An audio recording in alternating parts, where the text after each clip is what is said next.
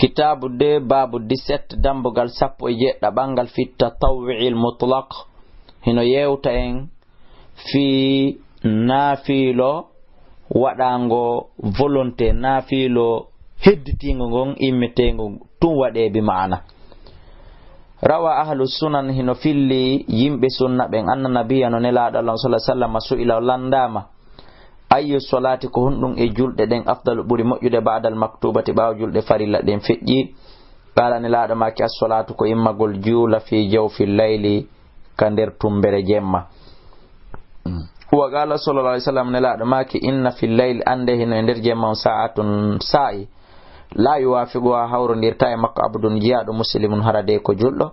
yas'al Allah ramotoro Allah khairan moƴƴere min amri dunya e morde fiyakuji aduna wal akhirati e lahara illa atahu iyaha sona Allah on iyahu sona Allah koraymo konko tori. donc jaka immagol ngol jemma juula fi belajo yontigi hawri e kunɗon sa'ihun ko hunde ɓurde labede yo Allah hawrindi en e on sa'i e nder gurdam meɗen ɗan sowno kala.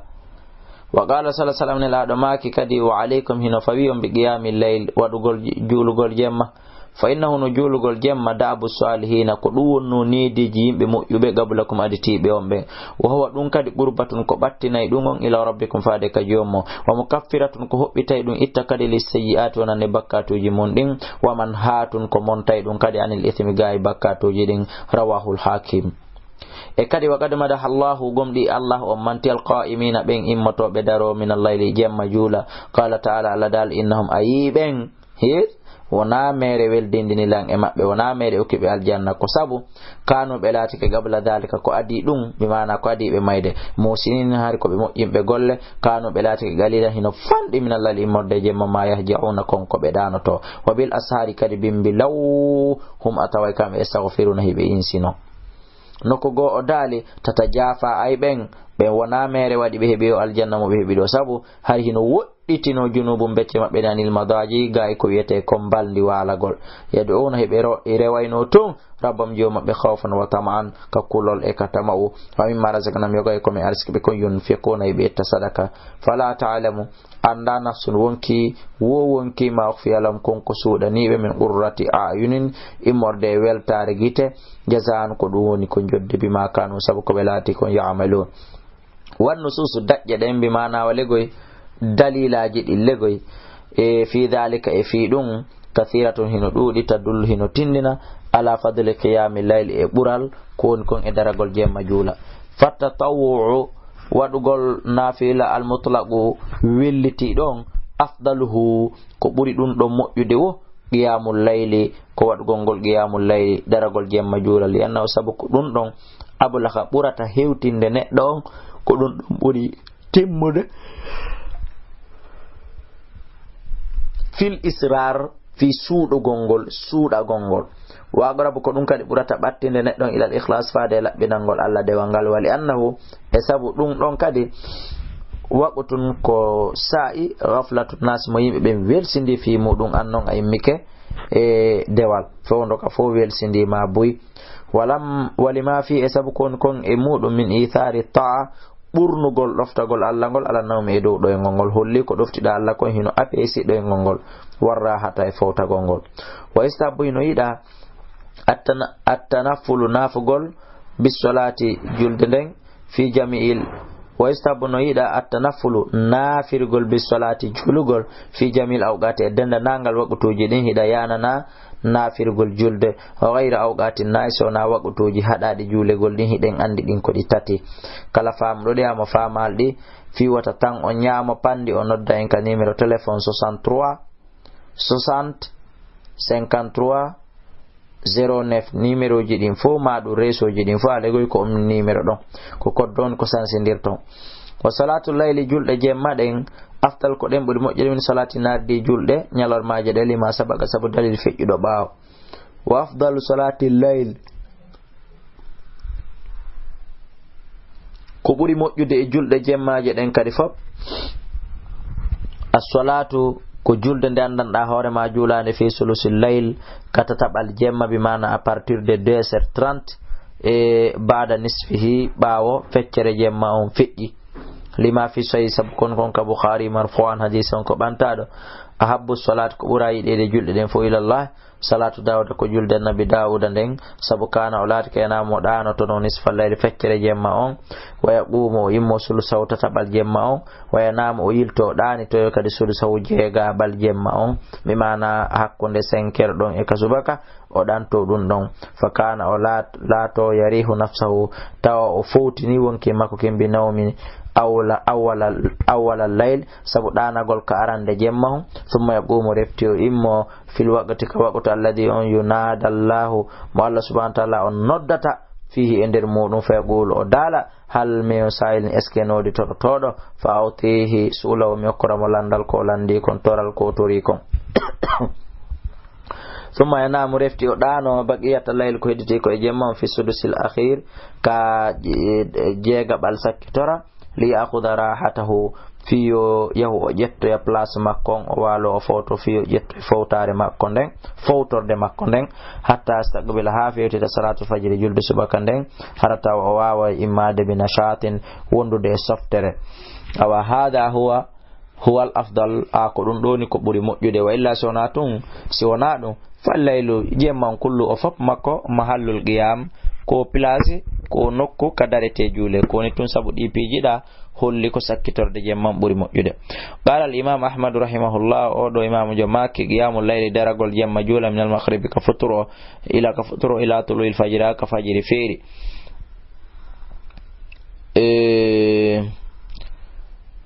wa alayhi ina fawimo bimana daragol jemma on ila ka futuro heewi e daragol jemma ko woni dum min al maghribi ila tulil fajr ko ila ka futuro heewi haka nange ngen haka fajiri on woni ko bantino bimana mo juli e 22 ma e 21 haray o wadi qiyamul layl taytun ko julde nafila wona geje ma futuro mo juli e 4 o wadi bimana ko wiete kon qiyamul layl kono non ko jula kon katta tabal jemma ko dum non buri wa alayhi no fawine don fanna filatu wadgol nafila bainal isha hakkunde geje din didi ko don hakkunde futuro e geje min qiyamul layl no fawi munafugol don immorde ko wiete kon qiyamul layl lakin skoni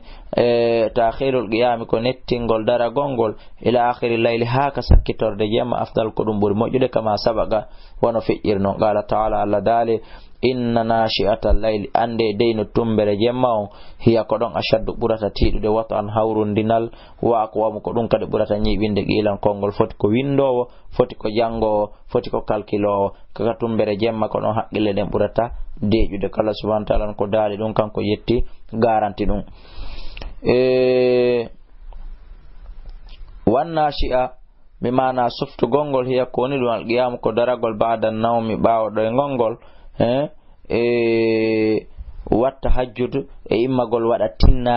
tinnorgol julde inna ma yakunu andu dum ko laato ba'da nom ko bawdo e gongol fayan baqi no hanani li muslimi juldo an yaj'ala lahu nde o wadanta hoore makko hazwan gebal nde o feranta hoore makko lowre min qiyamul layli immode qiyamul layli on baynyande wo jemma on hino wurnitede tawa kankadi gebal makko no tawa e mum bidawami sabu dumagol alayhi e mudum wayin qalla haystawni hino fandi ko julata ko ko darde di pet ma witiri den ton wayan baqi no hani an yanwi nde o andi yoto kadi qiyamal layl julgol o do julde jemma fa idastayuni o fini istaka o goso wa dhakara Allah janto inde Allah ne wa qala o ma la ilaha illa Allah wahdahu la sharika lahu lahul mulku wa lahu ala kulli shay'in qadirun alhamdulillah wa subhanallah wa la ilaha illa Allah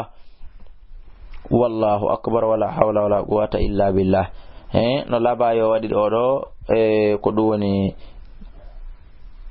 bawo jantagol inde Allah nde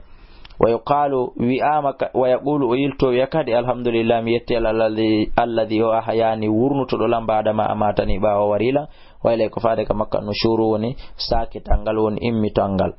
walhamdulillah yettore wadani alladhi on radda ala yarutu ya ruhu an on wa afani o yafilan fi jasadika wanda wa adana li o yananimi o newinanimi bi dhikri jantagol inde makko ne wa istahabbu hino yida kadi an yaftaha nde an yaftatah nde udditorta tahajjuduhu julɗe makko jemmaje ɗen mbirakatayni darɗe ɗiɗi taw khafifatayni foygitiɗe ɗiɗi o juula darɗe ɗiɗi taw o foygitiɗe non so immo juula bere ko be fere wada du'a on o wayno li hadis abi hurayra sabu mako abi hurayra kaw maki idha qama ahadakum sigoddo mo don darki min al-layli immorde jemma falyaftafti yo udditir salata o julde makko nen taw birakatani darɗe ɗiɗi khafifatayni rabbudude ɗiɗi haysi o juutinali rawa muslim wa ghayri wa yusallimu o salmina fi salati layli nder julde jemmaje ɗen min kulli rak'atayn ka kala darɗe ɗiɗi li qawlihi sallallahu alaihi wasallam sabu makko ne salatu layli julde jemma nden masna awadai masna ko ɗiɗi ɗiɗi rawahul jamaa wa ma'ana masna ma'ana ko ni ko ɗiɗi ɗiɗi ay rak'atan ko darɗe ɗiɗi rak'atan darɗe ɗiɗi yatashahhadu ko ɗum woni o tayyo hande kadi bi tashahhudin wondude e tayyagol wa taslimatayn e salminangoji ɗiɗi fahiya ɗum ɗo sana'iyatun ko ɗiɗaɓal la rubaiyatan bimana fahiya ɗum ɗo noon sana'iyatun kaka darɗe ɗiɗije bimana darɗe juuleteɗe ɗiɗi wano juma wano iidi wano nafila la rubaiyatan wonaka julɗe juuleteɗe darɗe naynayi wa yanbaghi no hani italatul qiyam juutingol daragol ngol ka jangi wa rukuye ruku wa sujude sujudu koko sar'ina wa yanbaghi no hani an yakuna ko ɗum woni nde o laatoto tahajjudan nafowo jemma moƴƴa fi bayti ka suudu makko fagad ittafaqa sabu gom ɗi fottani ahlul ilmi jomiraɓe gande ɓe ala anna salata tatawwi wonde no julde nafila nden fil bayti ka suudu aftal ko nen ɓuri moƴƴude wa kana laati kene laaɗo sallallahu alaihi wasallam yusalli ɓe juulayno fi bayti ka suudu maɓɓe wa qala alayhi salatu wassalam ne laaɗo maki sallu juule kama ra'aytumuni wano yirirɗon ni ɓe makkan sallu juule fi buyutikum ka cuuɗimo fa inna afdala salatil mari ande ko ɓuri moƴƴude e julde neɗɗon fi bayti ko nde ka suudu makko ilal maktuba so na waqtu farilla ɗum ɗon kaka julde ɓuri moƴƴude al akhirati sakkitoro rawa muslim wali annahu e sabu ko ɗum ɗon aqraba ɓurata ɓattinde ilal ikhlas faade laɓɓingol dewal ngal wa salatu nafila julde nafila nden qa'iman enele de ko daragol juulangol aftar ɓuri moƴƴude na salati di juulugol qaidani no jooɗi bila udhrin ko alda e ganto li gawli sallallahu alaihi wasallam sab makko ne laaɗo man salla kala juuluɗo qaimani mo dari fa waray on ko on ɗo fa huwa haray ko ɗum ɗon aftal ɓuri moƴƴude man salla kala juulɗo kadi qaidan no jooɗi falahu nisfu ajri salati l qaim haray toujours ino wodanimo baraji feccere ko dariɗo on heɓi kon si dariɗo juuli on yoɓama baraji temedere jooɗiɗo juuli on ko alda e ganto on ɗon haray ko baraji 50 woni ko ɓe yoɓete muttafaqun alayhi hadis on ko fottanaɗo wa amma man salla nafila amma juuluɗo noon nafila qa'idan e hara ko o jooɗiɗo li udhurin wonande ganto fa ajru jodde makko ni ka ajril qa'imi no way wonno baraji dariɗo juuli on